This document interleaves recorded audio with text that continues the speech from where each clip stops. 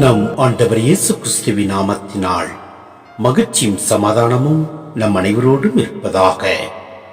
எசாயா 66 12-14 மற்றும் 18 முடிய ஆண்டவர் கூறுவது இதுவே: ஆறுபோல் நிறை வாழ்வு பாய்ந்தோட சேவே, பெருக்கெடுத்த நீரோடை போல் வேற்றினத்தாரின் செல்வம் விரைந்து வர சேவே.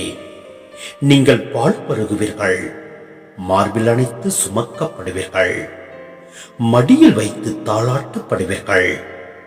தாய் தன் பிள்ளையை தேற்றுவது போல் நான் உங்களை தேற்றுவேன். எருசலேமில் நீங்கள் தேற்றப்படுவீர்கள், இதை நீங்கள் காண்பீர்கள். உங்கள் இதயம் மகிழ்ச்சி கொள்ளும், உங்கள் எலும்புகள் பசும்புல் போல் வளரும். ஆண்டவர் தம் ஆற்றலை தம் ஊழியருக்கு காட்டுவார் என்பதும், அவரது சினம் அவர் தம் பகைவருக்கு எதிராய் மூழும் என்பதும் அறியப்படும். அவர்கள் செயல்களையும் எண்ணங்களையும் நான் அறிவேன்.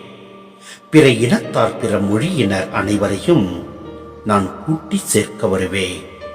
அவர்களும் கூடி வந்து என் மாட்சியை காண்பார்கள்.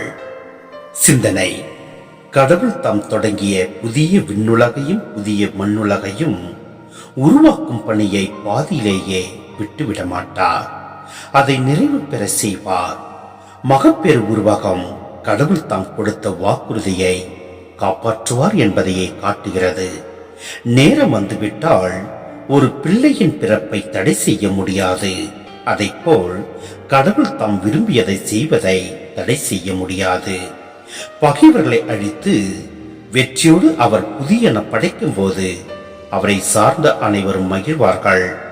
அவருடைய ஆற்றலையும் பேரன்பையும் காண்பார்கள். ஆம், தாய் தன் பிள்ளையை தேற்றுவது போல் நான் உங்களை தேற்றுவேன் என்கிறார். எனவே நம் ஆண்டவரில் நாம் நிலைத்து நிற்போம்.